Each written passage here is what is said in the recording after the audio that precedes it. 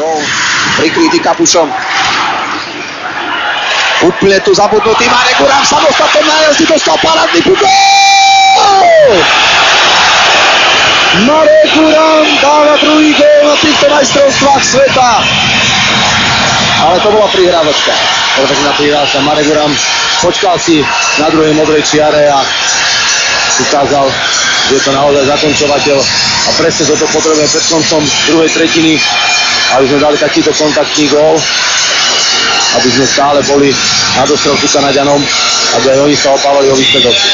Peter Povracký, klobok dole pred touto prihrávkou.